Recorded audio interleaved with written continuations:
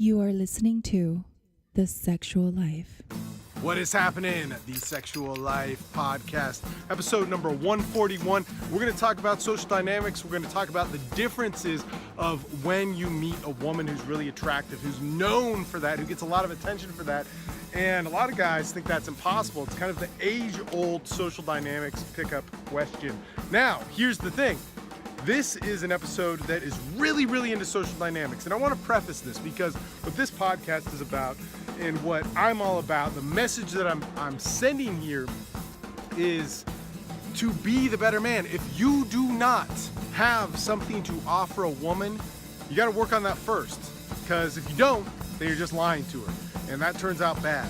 You know, I'm all for people getting laid. I'm all for people having sex. I'm all for people knowing what it's like to be a guy that sleeps with the women you want to sleep with and have the sex that you want to sex. But if you don't work on yourself, you are a liar. That's not good.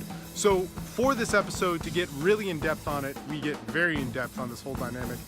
Go to thesexuallife.com/141. You'll get a full breakdown of it. And not only will you get a full breakdown of it, but you'll get the opportunity to take the Instant Connection course for free.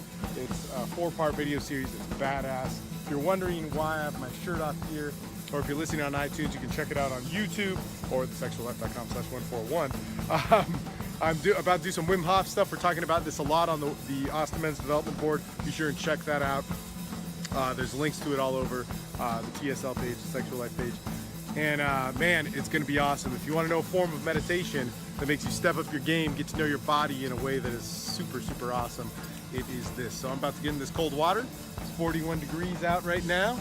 And man, I love being back home in Austin. Thanks so much for listening. We'll talk to you guys soon and enjoy this podcast.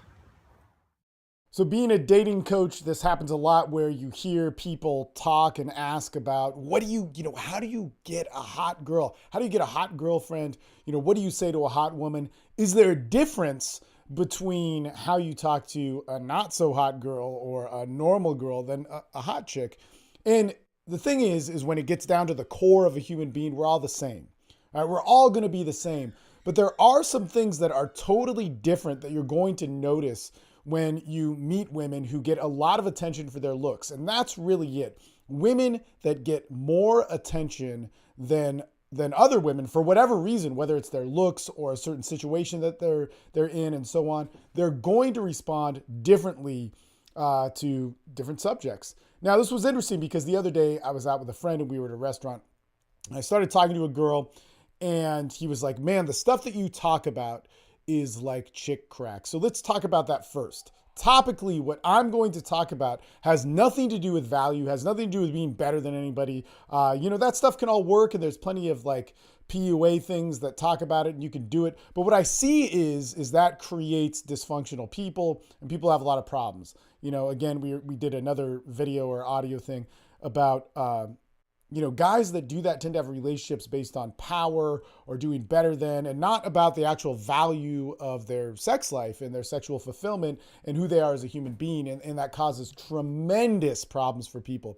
So I tend to talk about things that I actually value. In fact, I'll just say the 3 things that I'm going to talk about most: life's purpose or their passions. So my passions, my life's purpose, and other people's, right? So I want to find out theirs as well. Their sex life. So how their sex life is, how my sex life is, how that affects them as a human being and all the different things that go into that. Their relationships with people, which also ties into their sex life, but a huge thing because relationships are so interesting. And what's so interesting about this is the difference between men and women in relationships. These are things that I'll talk about all the time. I might even talk about spiritual values too, or something along those lines, but things that are deep on my mind. And they're very easy to talk about in conversations, despite what you might think.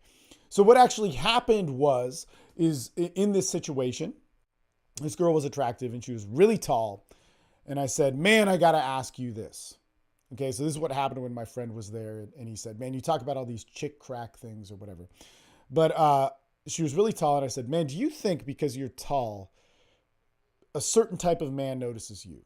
So my goal in that is to talk to her about her being tall and have a good conversation with who she is and all those different things, and bring out who she is as a woman, who she is as a sexual being, who she is in the person that she has relationships with, and all that sort of stuff. I want to know about those things, but on a very tactical approach, right? Because men always think in this sort of like tactical way. Women are totally turned off that men think this way, but hey, we need each other. Sorry, ladies.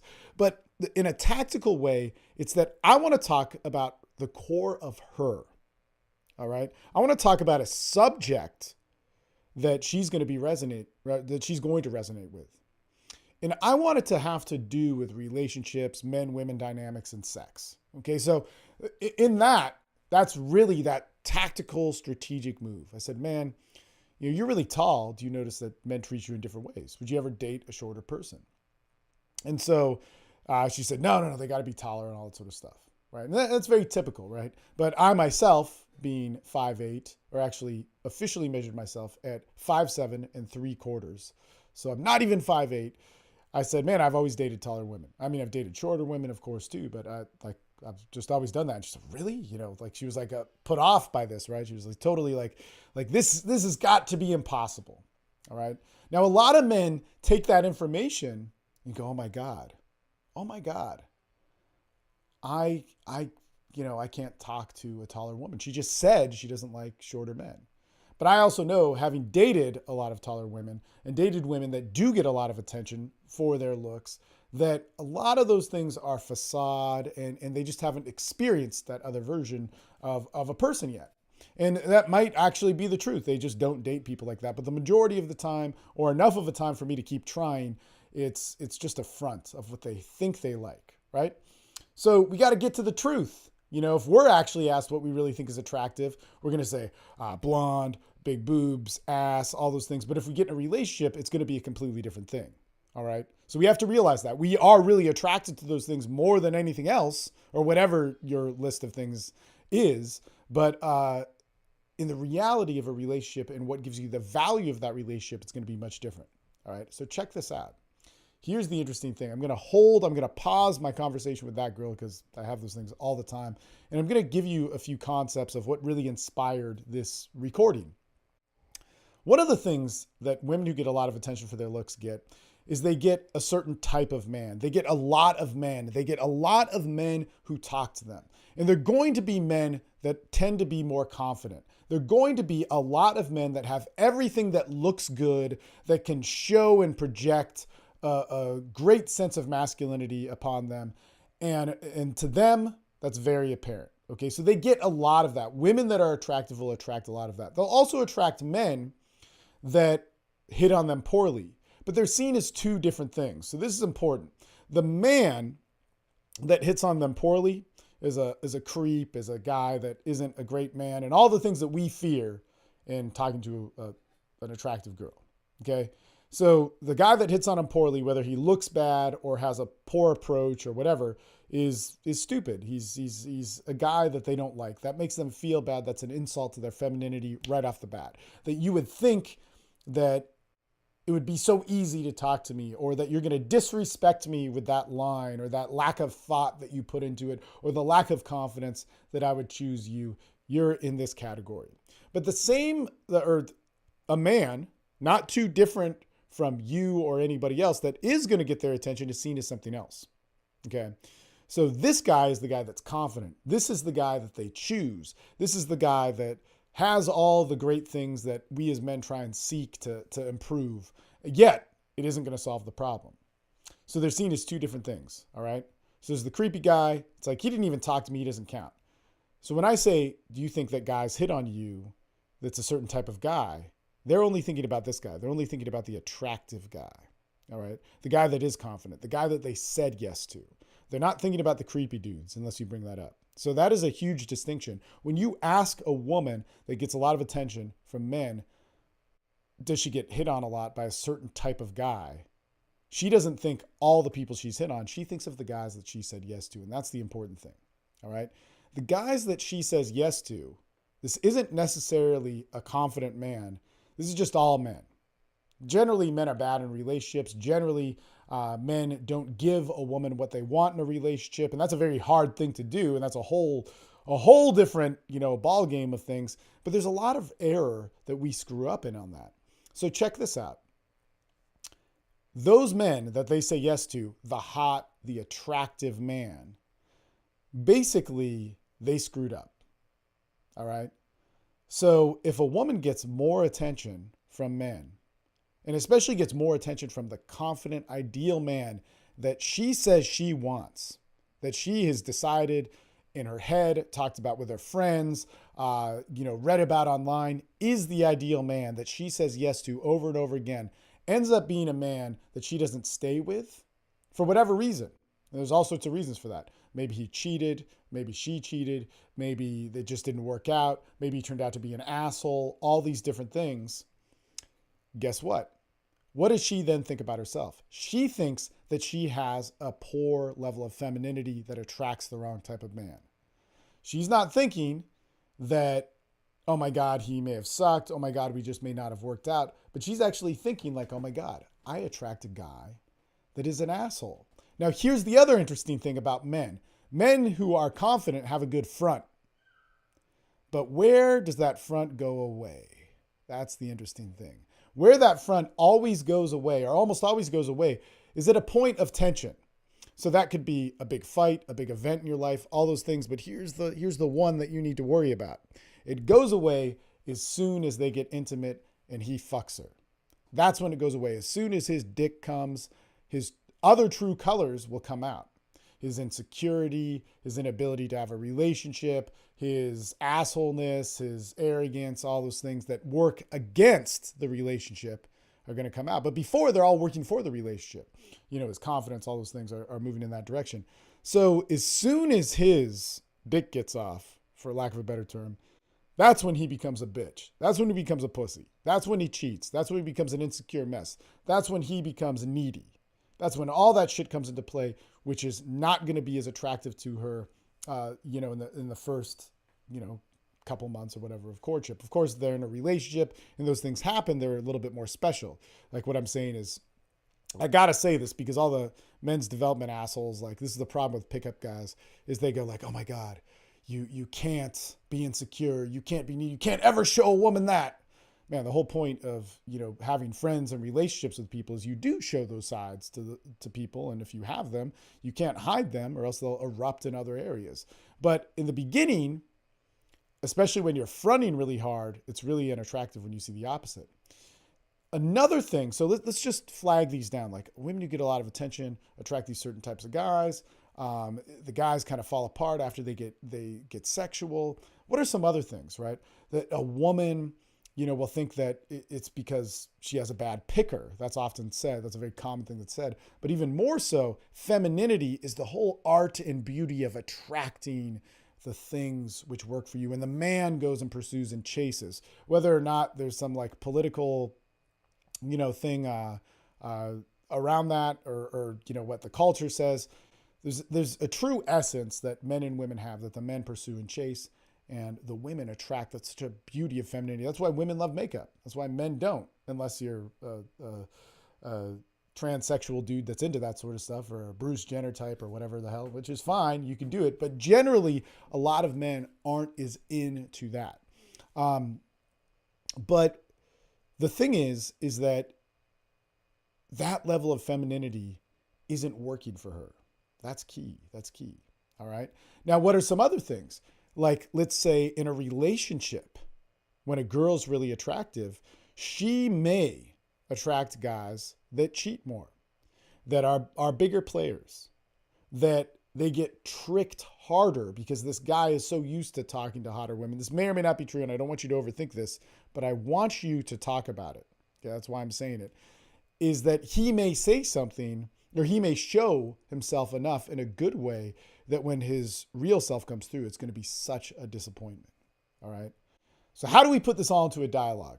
When I asked that girl, is she, she's tall, what kind of men are attracted to her? I then went with like, well, I'm short, but I've dated plenty of women taller than me. Would you ever do that? No, I would never do that. Yada, yada, yada. But then what happened was I said, but I want to know this. You're attractive. You get a lot of attention from men. This is one of the first things I said to her. Okay. This is what I always say. This is so common for me. It's the fact that I individualize it, it's so not a big deal, but a lot of guys starting out don't realize this.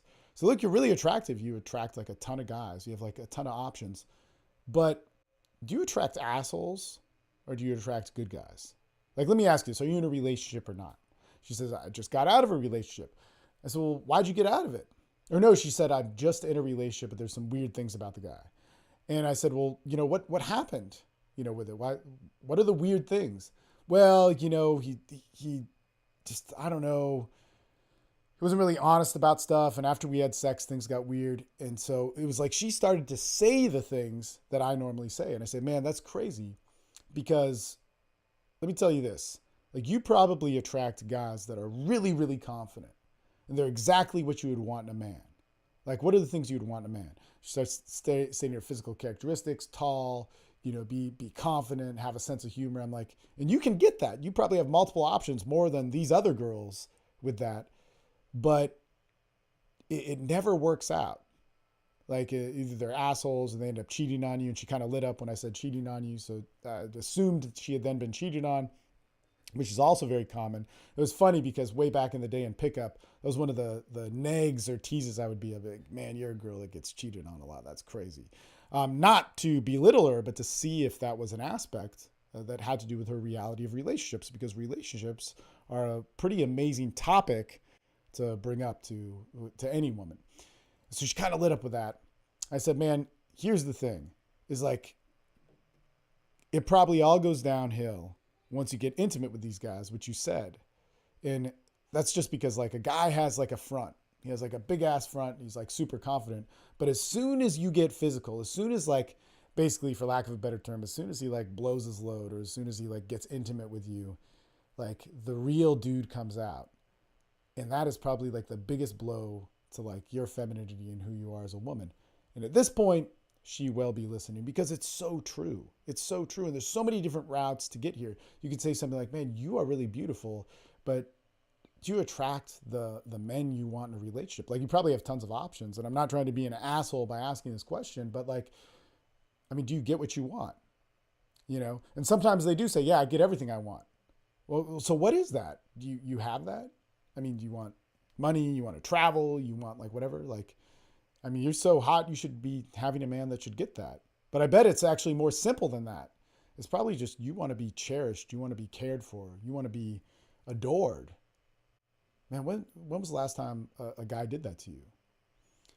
And at those points, because you're starting to speak that language of a woman, you're starting to speak those things that they really do value, man, you're going to notice there's a much, much, totally, totally different like voicing to how they start treating you. You're now one of them. You're speaking their language. You're a guy. You're exactly what they want. A man who can understand how a woman thinks, feels, and hopefully give them what they need and those sorts of things. And if you are a guy, because I really believe this. I mean, look, just like any other man, I want to get laid. I want to have sex. I want to have good sex. I want to have a sexual experience that I like. I want to have a sexual experience that I'm not bogged down to by a relationship. I want to have a sexual experience that I can walk away from. Maybe I do want a relationship, whatever it is. But the thing is that I want to do that with the core of who she is and not just a facade of something else. That is how I'm going to have the best experience. So I want the real part of her to come out. In any case, I don't know if that was really helpful, but just to flag in there, women who are really attractive get a lot of attention from men. They get a lot of attention from men, but they also have an ideal of what a relationship is that they can never attain with that man, or it's very rare that they do. All right. So when they have the option of 10 men that they say yes to, and their friends have an option of 1 or 2 or 3 men that they say yes to, their friends, when it doesn't work out, it sucks, it hurts. But with them, over and over again, 10 guys that were perfect in everything that they thought was right must mean their femininity is off. So it hits them harder.